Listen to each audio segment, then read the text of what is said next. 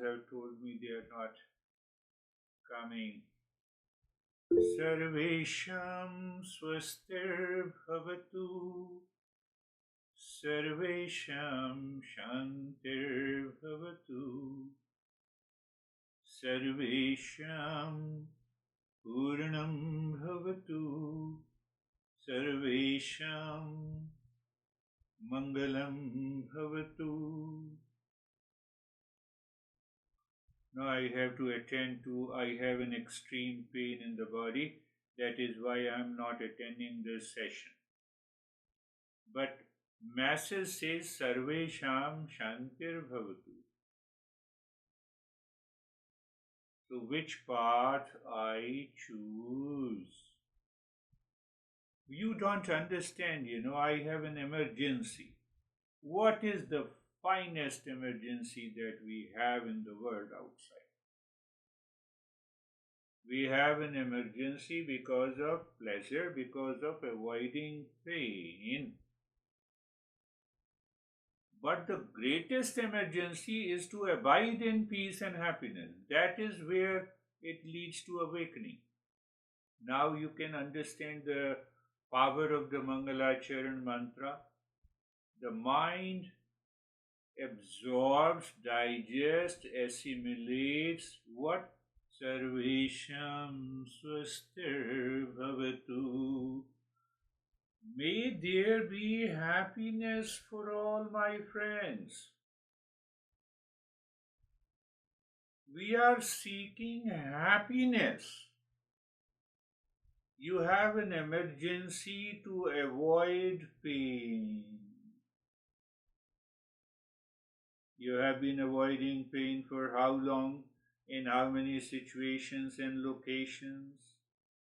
Ask yourself. Even every day we avoid pain, but nothing happens. It doesn't mean that we should not avoid pain. So what Mangalacharan message is, Sarvesham Shantir Bhavatu.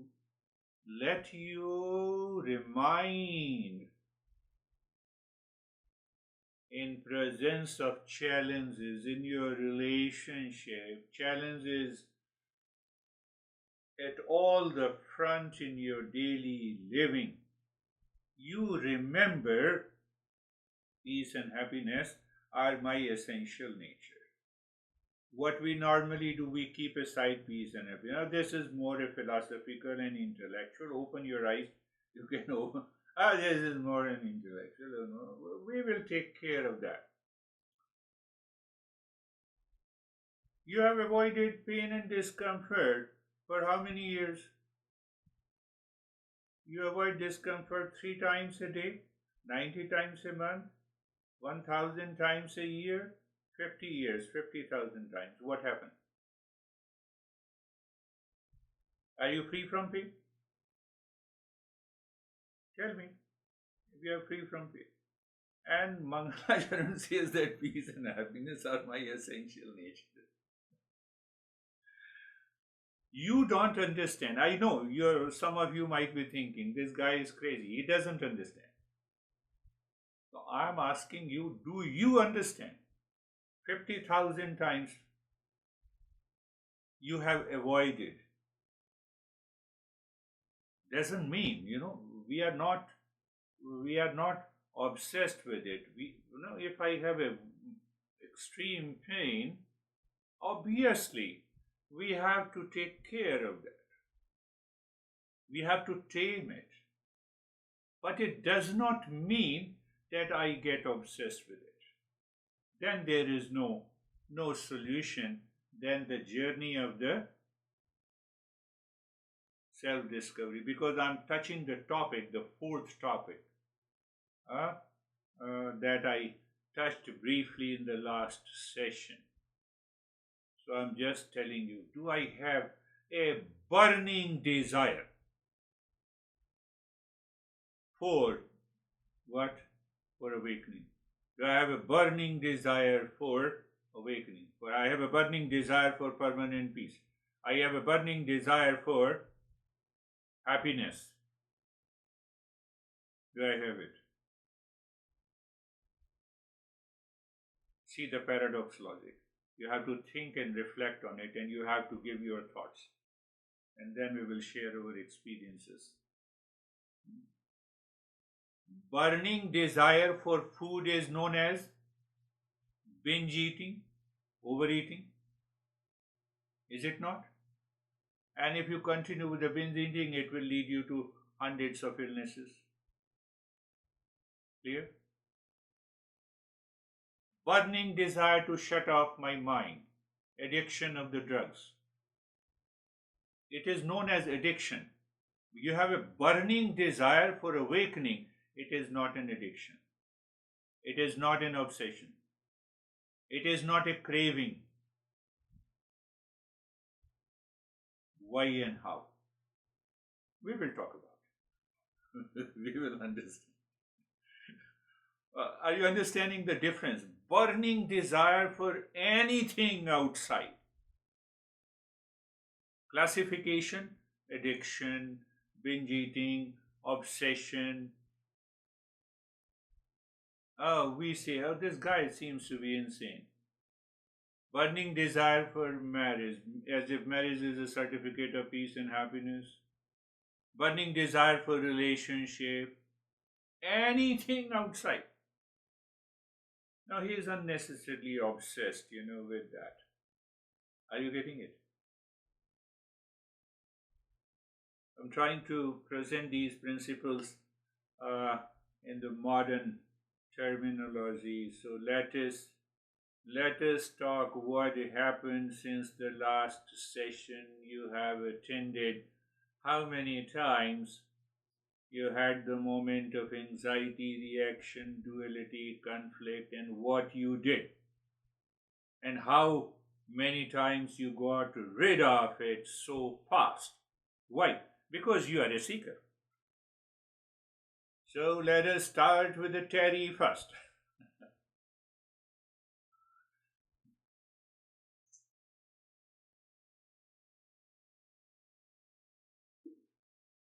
I think it was really only a couple of times. Good. And I said to myself, I can't do anything except what I can do. Good. I'm going to do, I feel like everything is too much. I can't get it all done. So I just kept doing one thing and then the next. And if it's going to fall apart, then there's nothing I can do about that. Yeah. So I'm doing the best I can, and that's just going to have to do. And I can't do anything else. And you were able to maintain your calm and peace? Most of the time. Good. Not all. Beautiful. Good. How are you, Samir?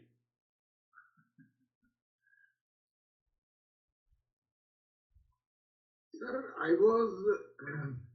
heard one thing and I was contemplating on that thing. That why you call this era Kalyug? Why you call this era Kalyug? Yeah. Yesterday what was yesterday? Kal. Tomorrow will be Kal. So if we live in today, if we live in the present situation, then we are living in Satyug. Yeah. So I think Satyug is not that 1 lakh years away, 2 lakh. It is the state of our mind which means decides that we are in Satyug or we are in Kalyug. If our state of mind is in peace, happiness, harmony, then we are in Satyug now only. So nothing is like that Kalyug. So we have to live in present. Then only, and you told burning desire, sir. Burning desire, I think it slowly develops, because when you start the journey, you don't know the address of peace and happiness. But as soon as you keep on doing, practicing, you know that where is the actual happiness, peace is there in your life.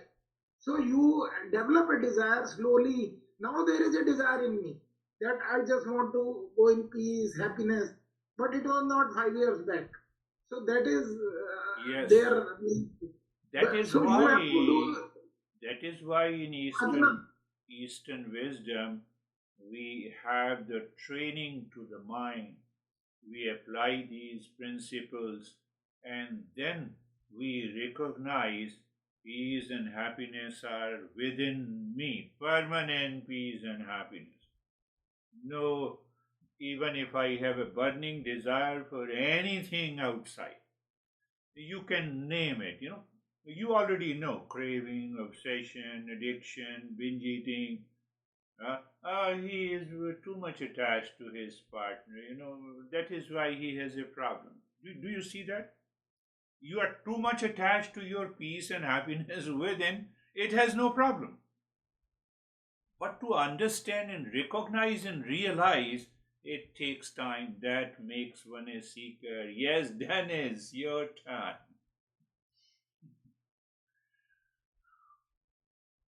Yes, I can tell one story. A couple of days ago, a friend of mine asked me to help him with setting up a space heater. We have a big problem with electricity here in Ukraine right now, and this winter is really cold this year, colder than the typical winters that we have. And all the heaters that require electricity, they can't work because we don't have electricity most of the time. So we switched to heaters that run on diesel fuel. So this guy asked me to help him install this type of heater. So we sat together and planned what needs to be done, what I have to do, what he needs to do. So I did my part, and he didn't do his part. Not because he didn't want to do it, but because he's not very good at organizing his time, setting priorities. He's always busy, and he's very good at multitasking. Oh. So if this had happened a couple of years ago, I would have been upset. I would have yelled at him and said something like, if you don't do your part, I'm not going to help you anymore. And that would probably be completely fair, except that it wouldn't be useful or helpful to neither of us. Because he's the way he is, and he always will be busy, and no matter how hard I yell, it will not change much. So I asked myself, what's the best way to go about this to keep everyone happy? Is it a problem for me to do his part of the job? No, not a problem at all. Will it hurt me if I do it for him? Well, yes, it will hurt my ego a little because, we made an agreement and he didn't follow through. But otherwise, there will be no damage. So with that in mind, I did what remained to be done, and everyone is happy now, and he and his family is warm, and I'm at peace. And so I hope I discerned through this correctly. And Beautifully. It's a beautiful example, Dennis. I will talk in detail about it. This is called the service. Serving people. So, serving people, if it dissolves my ego, I must do it. If it increases my ego, I stop. So, in Eastern wisdom, we all have heard, service is important. This is the meaning of real service that I recognize and rightly said with the discernment and dispassion. Let me do everything. At least he'll be saved from the cold, even if he is not doing. But I have to recognize my own limitations. Based on that, if it permits, I will do it. Beautifully said. We are next topic after the burning desire. is going to be service plus karma yoga. So, how are you, Barbara? I am good, thank you. I feel like that I am making some progress because last weekend they had predicted very bad weather, snow and sleet and bad weather. And my son and grandson were going on a road trip and they didn't cancel, which is it's up to them, obviously. And normally I would have spent the whole weekend worrying about them. But then I said to myself, there's absolutely nothing I can do about the outcome. And why should I be miserable? And I just let it go. And I was okay. Beautiful. Yes. Yes. You apply the discernment. If you don't apply the discernment, you don't change your attitude. In being comfortable, having some pleasure, going for overeating, you don't need a discernment. But here you apply the discernment, oh, there is nothing that I can do. It is their life, independent. They have gone for a trip. That's good. So I should be able to maintain that state of the mind. It is not that, I'm leaving the relationship. I'm having now a closer relationship, a deeper relationship. I have given the independence to them and I also remain independent. That is what the spirituality is. Weber. Thank you, sir. So past days were calm and it was relaxed. One thing I'm trying, whenever I start driving, like when I go to office and when coming back, so one thing I check that what is my mood before I start driving and what my mood remains, how much I'm aware while driving, and what my mood remains over while driving. So this thing I'm trying and I'm checking that how much calm I'm there when I'll start driving and do this thing. Beautiful. Yes, yes. Even the small acts in your life, if you bring it at the conscious level, apply the discernment, it becomes a service to you. In what way it becomes a service to you? You are not annoyed, you are not into anxiety, you don't react. Even on those small issues, it goes a long way. It helps you. Our goal is awakening. Yes, Sangeeta, if you have anything to say. Sir जैसे बेटे के साथ कोई बात हुई तो मैं सही थी, उसको भी लग रहा था कि मैं सही हूँ, लेकिन वो अपना पॉइंट रख रहा था। और पहले होता तो बात खिंचती जाती, लंबी चलती, या मुझे गुस्सा आ जाता था। पर अभी मैं कोई रिएक्ट नहीं किया और थोड़ी देर बाद उसने भी सॉरी बोल दिया कि सॉरी मैं गलत था, आप ठीक थे। और मैं अंदर से भी काम थी, मतलब बिल्कुल परेशान नहीं थी कि कुछ बात हुई।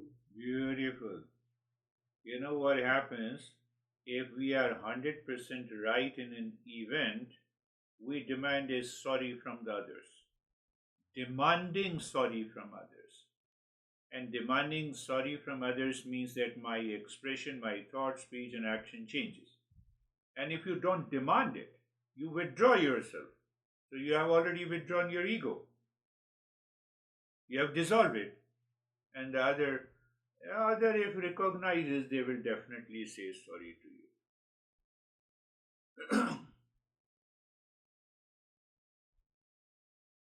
What is the conclusion? Your peace, and it's a beautiful sharing. Today's session. Your peace and happiness begin when the need to be right disappears. I'm just translating what you have shared, your experiences. Why? Because it purifies the mind. Because it helps your mind to evolve. Are you understanding? True, real peace and happiness begin when the need to be right disappears.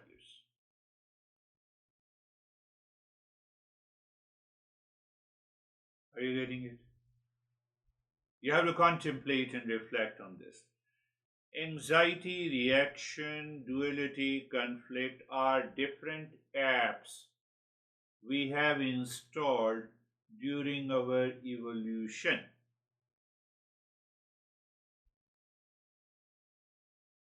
So I said, what happened, I get worried about my son and daughter and brother and sister and dear and the near ones.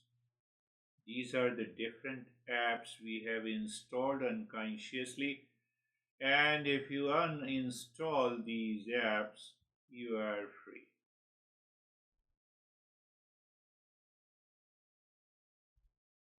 We all are seekers. We are going for a journey deeper and deeper. That is why I am. Lasting change requires a burning desire. Intellectual discussion is not enough. 46 years in this journey, or maybe 47 years now, and still I enjoy that journey because I find a new expression, I find new people, I find new expressions from the seekers, and it helps me to get inspired myself.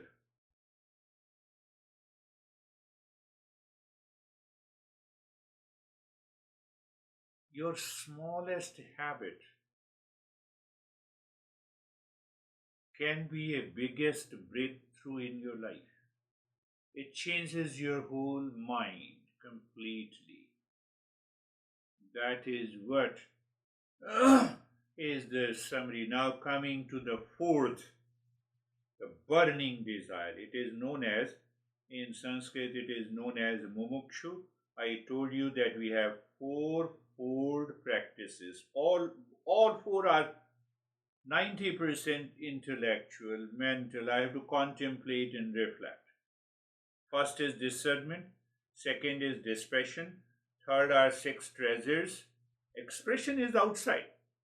When you discern, you feel a sense of freedom. You feel a sense of inner calm. Outer comes six treasures, discernment, dispassion. Third is the six treasures, the inner wealth. Fourth is the mumukshu, the burning desire. Burning desire for what? Whether you say burning desire for peace, permanent peace and happiness, whether you say burning desire for freedom, whether you say burning desire for awakening, burning desire for self-knowledge, burning desire for awakening, nirvana, whatever it is. But why? I already have it. That is why I attend your session. But after the session, the mind goes into the memory lane. It recalls the past memory. Do you see that? So this burning desire is intense, steady desire for liberation, for awakening. Why? So that I recognize and realize that peace, happiness, love, truth, and wisdom 24/7, yesterday, today, tomorrow, day after, weeks, month. There is a continuous state of that state. For that, we need a burning desire for, or whether you say awakening, whether burning desire for, and I already gave an example, just contemplate and reflect. You can say you have an intense and a burning desire to get married, burning desire for a food of your choice, burning desire for something outside, burning desire for wealth, burning desire for hidden ego. No, I have to satisfy position, power. Society have labored all these burning desires as one type of insanity. Is it not? One type of madness. You can say addiction, you can say craving, you can say obsession, you can say binge eating. Huh? if you are extremely attached to your even partner is upset with you, and then the people recognizes. I express this because there is one couple here. He was attending. He was doing private sessions 3 years ago. So he had an issue. He is a girl, and then he told me, "You see that I have a big responsibility. Now the daughter is born, and that is why I'm not attending your lesson." I said, "I can understand it. Why should I say anything when you are already obsessed with it?" Second year, he had the second kid. No, I'm busy. Earlier, I don't need to say, you will understand. Then he talked to one of my students who is doing session with me. He said, no, that guy called me and he said, I have a problem. This is what happens with a craving, obsession. You continue to live with that kind of it can happen anytime, anywhere. So burning desire is quiet but fierce decision of the mind. Now see, compare the two statements. I do want a good life. One statement, I want to be free of ignorance itself.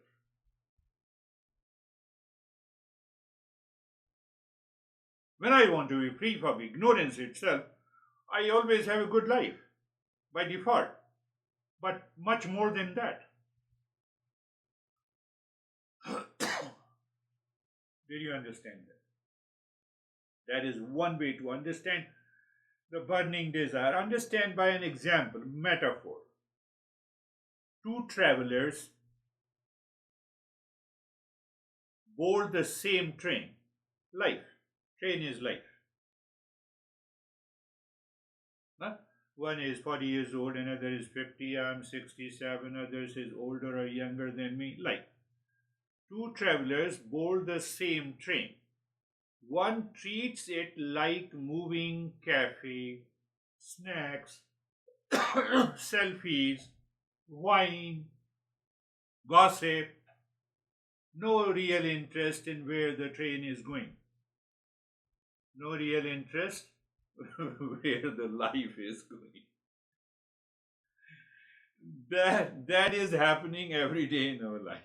The other keeps looking at the map, burning desire, quietly aware of why they are here. There is a destination that matters.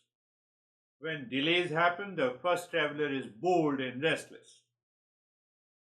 And second, patient, because the whole point was never the snacks and the wine and the gossip. Did you understand that? Say yes. Both are on the path, but only one has a burning desire. One dies with the fear. One leaves this earth in peace and happiness, even at the last moment. Are you getting it? Think. And that is why we need a burning desire.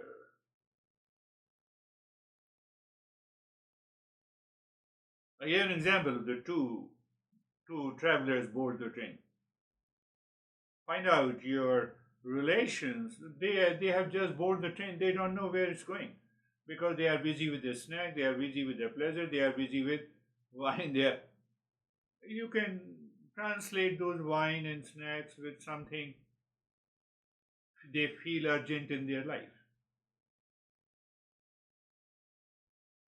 Means that awareness is not there. So why yourself is done with the tourism.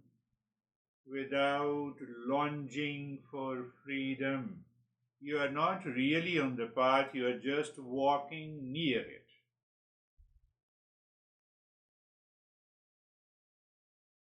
So should I not take wine or snack? I'm grateful for the snacks, but I'm here for the destination. I'm very happy to talk to you, but I'm here for the destination. I'm aware of that. Are you getting it? It is known as a burning desire, as if something very strong and I have to press my heart. No. It is very deep. You maintain an awareness, oh, the light, this moment, that moment, next moment.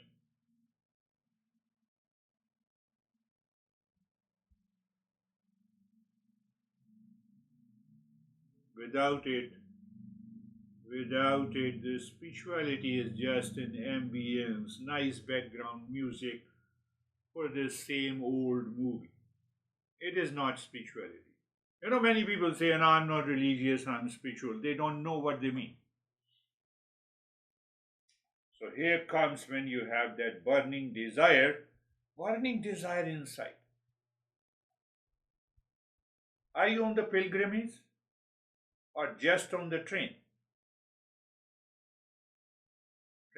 Like you can sit in the spiritual coach and still be a tourist, attending 3 hours in a week, listening to the talks, collecting the quotes, appreciating me that I made you understand. But if nothing in your priority shift, you are still mostly reviewing the menu on the train. You're not changing. You may think that you have changed, but if you don't have a burning desire and your priority does not shift, it's not going to help you. Burning desire is when snack stops being the main event. I'm not saying don't take the snack. Don't enjoy the pleasures of life. That is the meaning. You still enjoy the comfort, success, relationship, but they are no longer the purpose of your existence. They are scenery, not the destination. Can you change your mind completely from the one worldly affairs to I want to know who am I want to have an awakening. While doing everything, you reclaim everything outside. What I said? You still enjoy the comfort, success, and relationship, but they are no longer the purpose of your existence. Your mind is not broken, it is just running an outdated operating system. That is why we run after. I have an emergency, I'm very important. So what the seeker with the burning desire says, know the self, then everything else find its place.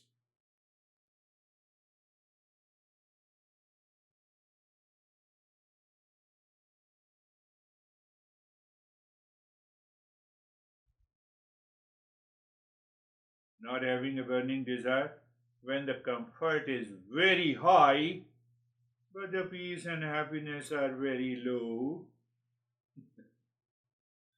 Did you understand that part? I am using in a different way, pointing you. When the comfort is very high, comfort, pleasure, train, snacks, wine, binge eating, they are very high. I'm running after them. My mind is busy there. But inner peace and happiness is very low. You know what happens.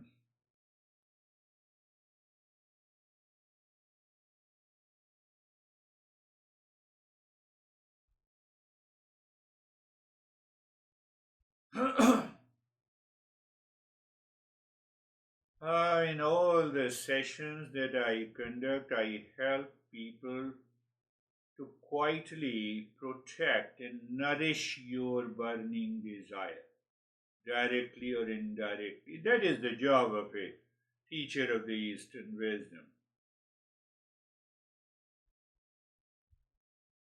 I remind you softly, gently, please don't say, I will practice when life calms down. The life will never calm down. External life will never come. Are you understanding that point? External life will never calm down. It is changing. Events.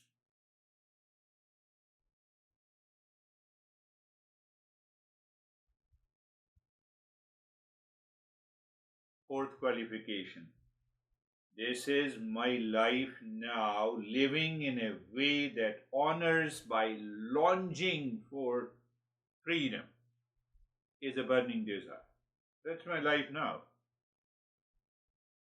Example, I have $200. I'm living in a relationship. I have the son and the daughter. Someone has a problem and challenges. Yes, this is my life now.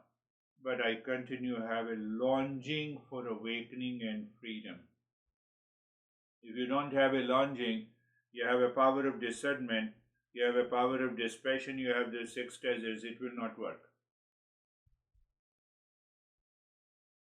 You have to move from a visitor of this journey, you have to become a pilgrim.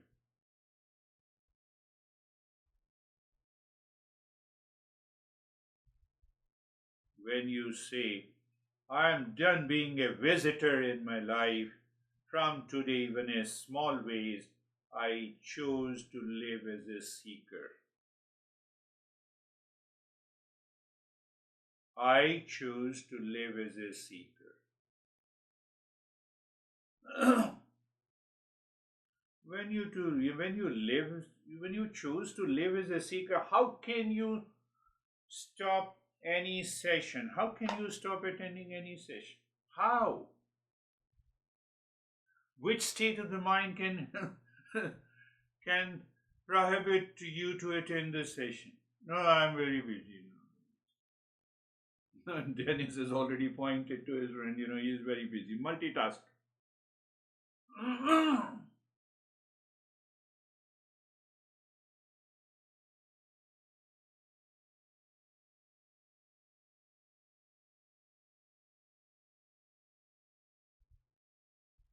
Burning desire. We'll have one or two or more sessions on burning desire so that this concept and principle is very clear. It means from today, there is some flame is burning inside your heart, which is seeking permanent peace and happiness even if you go to the kitchen to prepare a cup of coffee. Yes, have it, but flame is there. Go to the restroom, the flame is there. Wherever you go to the church, flame is there. You are earning money, flame is there. Are you understanding?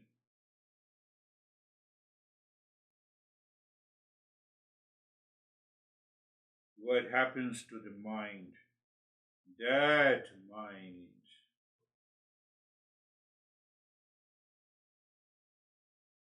surely achieve. Close your eyes. Eyes are closed. The stage number 1 is place, position, and posture. Today we have a smaller, on Thursdays we have a smaller session, smaller practice. We have a concept explanation. Mondays we have a longer practice. And then being comfortable. Do you recognize sensation, comfort, and steadiness? You know how to do it. Then you move to being carefree. You know how to be carefree, observer and observed. Observer and observed. And then, because when you live into that discernment in observer and observed, and you do the Mangalacharan, it has 1,000 times more impact. Sarvesham swastir bhavatu. Sarvesham shantir bhavatu. Sarvesham purnam bhavatu. Sarvesham mangalam bhavatu. When you have the burning desire, you instantly recognize. It's a cognitive understanding, intense awareness. You know, oh, peace is already within me, happiness is within me, auspiciousness is within me, completeness is within me. I have to just recognize. It prepares your body, mind, intellect, ego, everything going there. So when it all are going there, you are ready to transcend. I'm just talking with reference to the fourth qualification, the burning desire. We are skipping the 6 neighbors. We go to the second stage. You become aware of the breath. You are aware of the breath. 3-pointed awareness, flow of the breath. In that flow of the breath, you look inside the belly button at any point in the space and start breathing long, deep in the hissing breath into your belly. Into your belly. So when you inhale, deep, long breath into your belly expands. When you exhale, the belly squeezes and touches the spine. Long, deep in the hissing breath. Please continue. In the stage 2, we already know we have a couple of steps. We are doing only 2 steps on Thursday's session. We pick up one type with the breathing and without forgetting the flow of the breath. Please continue. Long, deep in the hissing breath into your belly and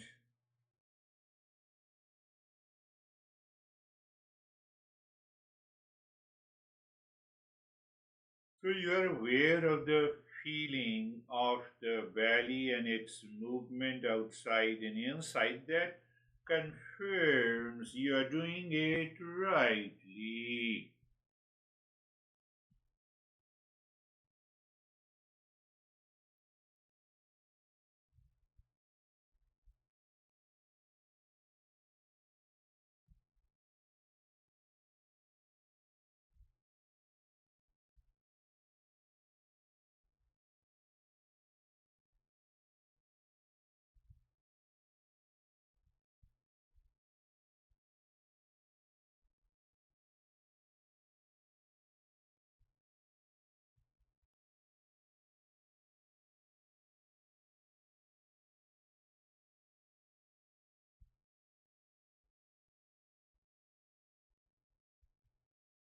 Oh.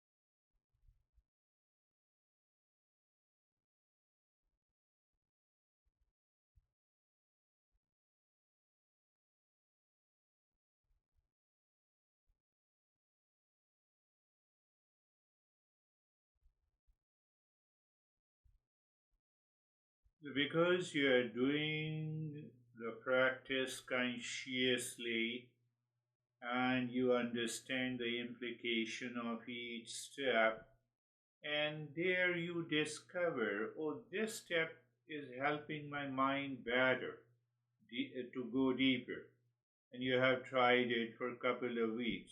Obviously, it becomes your practice where you do one step or any couple of the steps for a longer period, and other steps, you may skip it. That is what the Thursday session clarifies you. So now leave it, return to the flow of the breath. So you see in the flow of the breath, you know breath is going in and out. You feel the sensation of the breath and you do not change the rate and the rhythm of the breath. 3 points? Or you can add the 4 points that your flow is equal in both the nostrils or not, and you are enjoying the flow of the breath, a simple presence. So we are transitioning to the third stage. You drop Om Shanti on the track of the breath.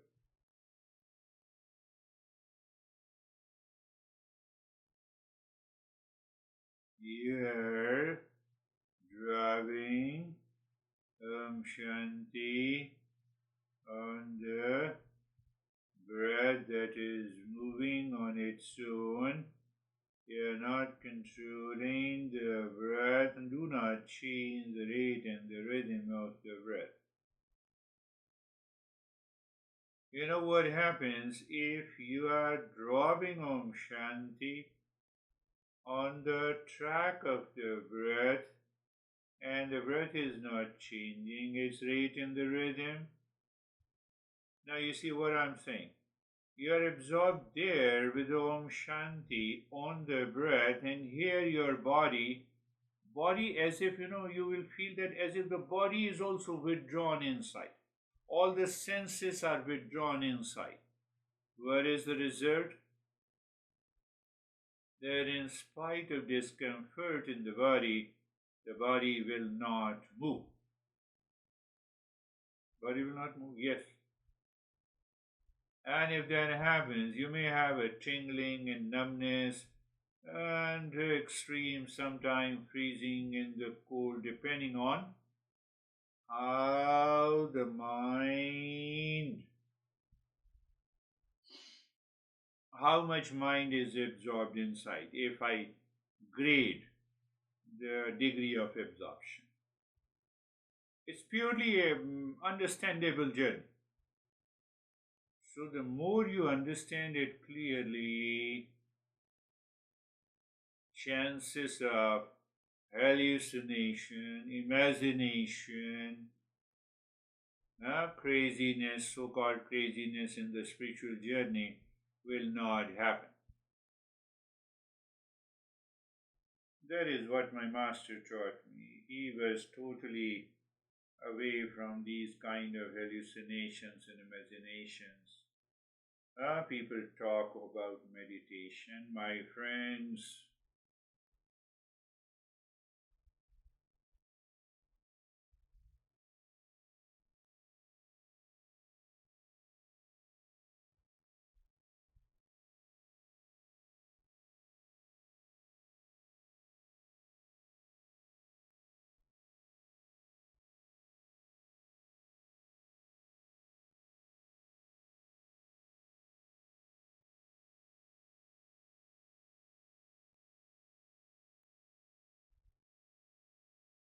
you already understand. Yes, and now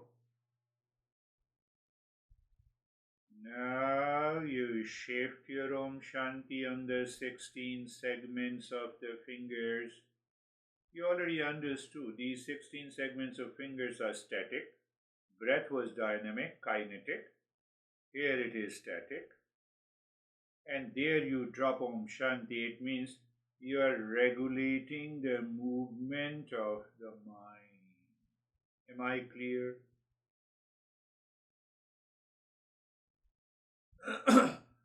They were there, the mind was regulating the breath, and the mind was regulating the Om Shanti, and the mind was regulating that you have to drop Om Shanti on the breath. All are in a dynamic state, but here the mind changes its quality of awareness. We'll talk about it. Because of the quality of awareness, you have different states of meditation. No. Is that so? Yes.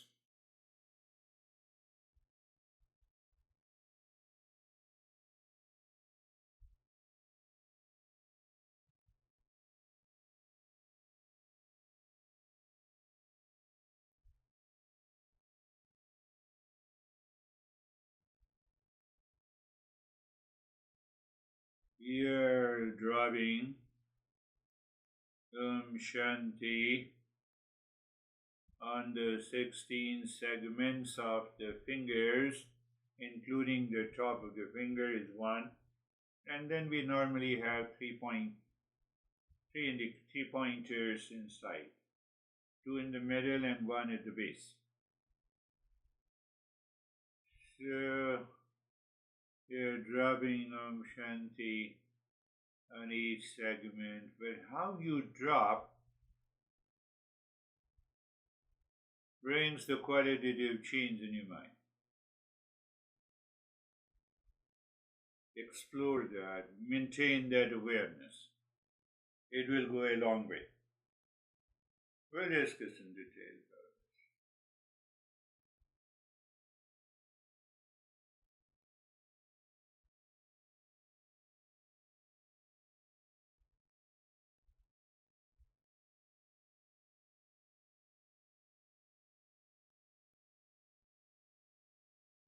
So the stage 3 in the meditation continues.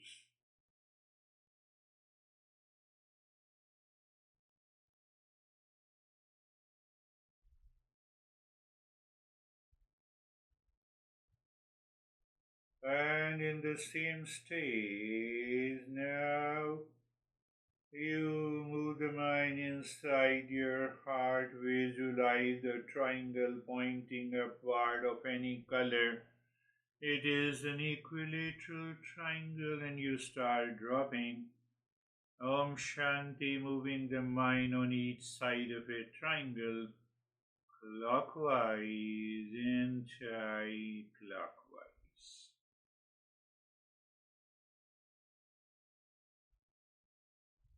One time clockwise, next time anti-clockwise. Depending on the qualitative level of purification of the mind, you can also visualize a bigger triangle so that, and then your mind moves on the side, Om Shanti. Then on the base, Om Shanti. Then on the third side, Om Shanti. You stay there because you are now moving anti-clockwise. Om Shanti. And Om Shanti. And then you come very near.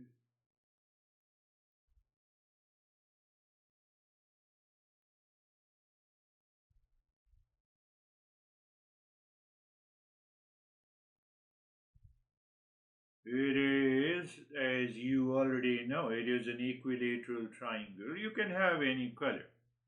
For the sake of engaging the mind, we are still in the third stage.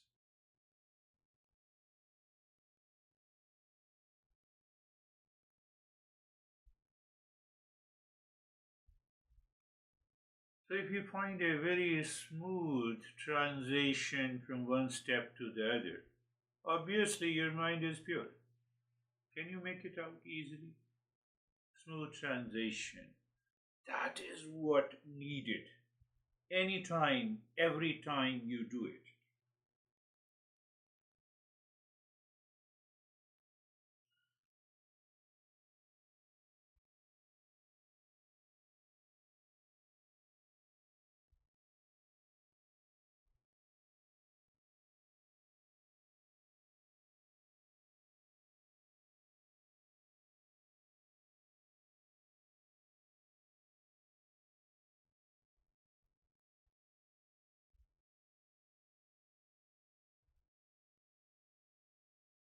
And now for nourish the mind deep inside the cave of your heart while singing.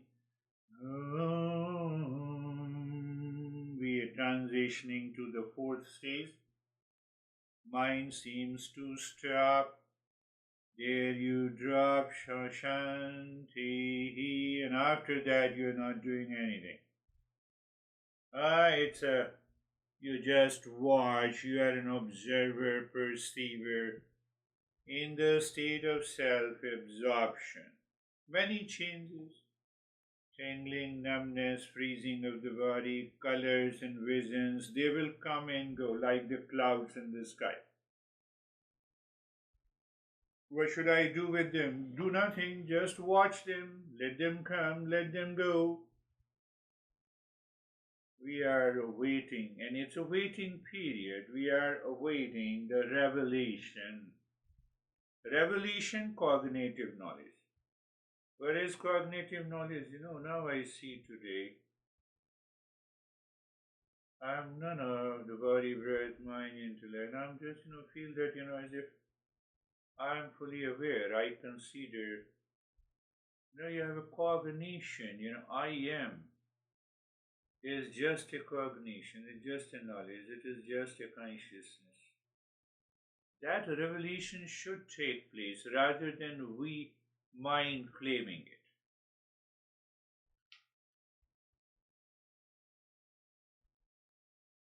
Yes, in between there's some thoughts intrusion is there. Why? Because of our past impressions.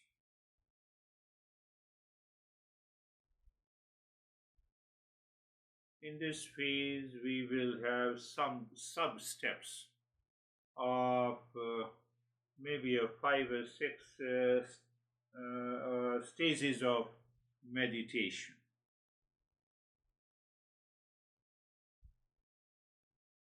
That we'll discuss in detail.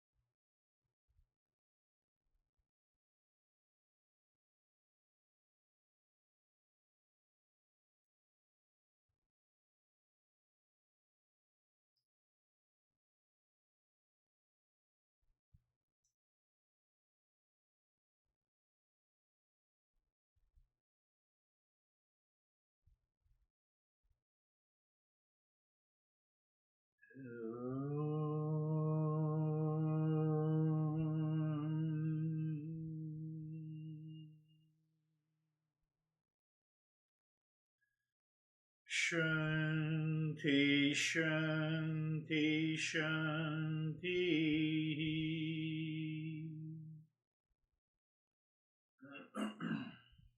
You can also do it mentally or loudly. One breath in and then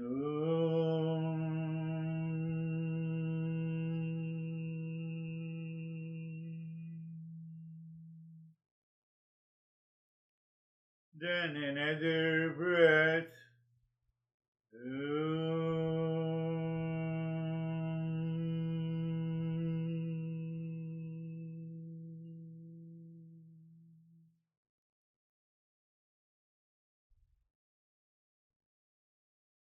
Shanti, Shanti, Shanti.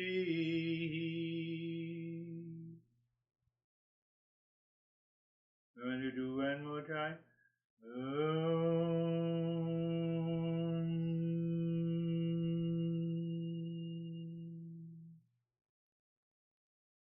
Shanti, Shanti, Shanti.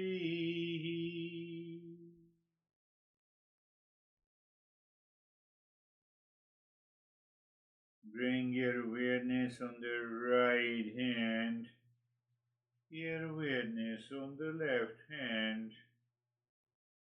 Lift your both of arms, place it on your eyes. Open the eyes inside the palms. Know your experiences. Bring the hands down. We will share our experiences. How are you, Dennis?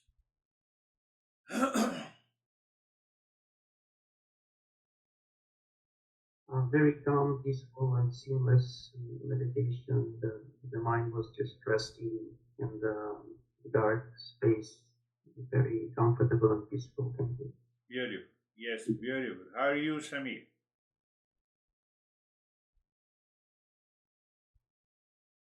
Sir, I think when in the daily routine, when we are in peace, harmony, then you give a break to the you means to give a break to your mind, suggestions given by the mind to you. Means you don't follow your suggestions of the mind blindly. If your mind tells to fight with somebody, then you give break to it. Then you think I have to do, I have not to do.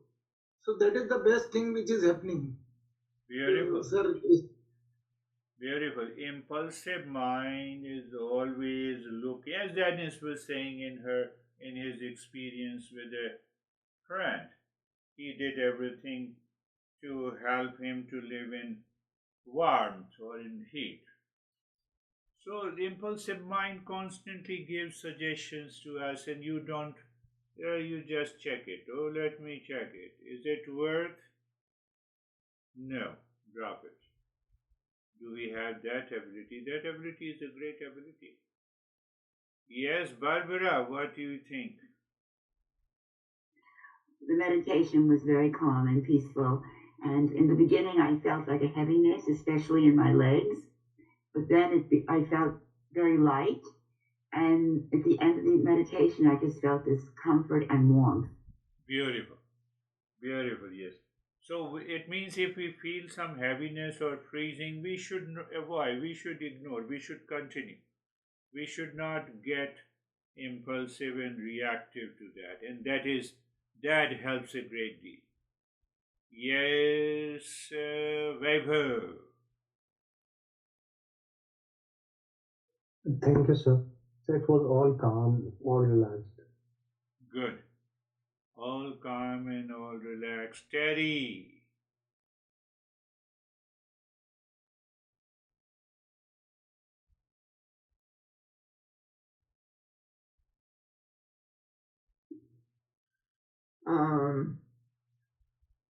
My mind was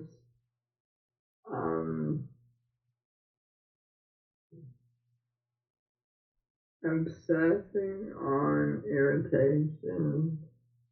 I was getting kind of irritated. I don't know why. Yes. Yes. You are right. Irritation and obsession go together. That's a good point of reflection. I'm irritated because of you, because my impulsive nature, impulsive mind, has already created an image about you. So irritation, obsession, they go together. So you do nothing. Just after, when we end the session, reflect on it. What is the irritation point, an object or a person or a thing?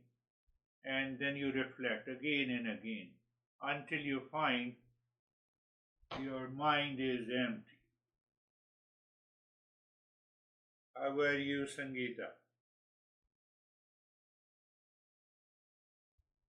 Sir बिल्कुल peaceful है, एकदम काम और शांत. Good. Totally peaceful and calm. So, as you understand, I am not touching the. We are in the fourth stage when we are. I use the word self-absorption. So, in that state of self-absorption, we can say there are many types of self-absorption. One self-absorption, you maintain awareness and you don't find any irritation or impulses desire. In other cases, you find that you are totally absorbed as a one-pointedness. In the third, we find lot of images and colors are coming and going. So we will understand the different stages of meditation in the stage 4. That is basically a part of the, we can say, the awakening or realization. I try to put mathematically, logically, because every master did the same, but in their own way. That is all for today. Thank you very much. Namaste. You are all my masters. Thank you, sir. Thank you. Namaste. Thank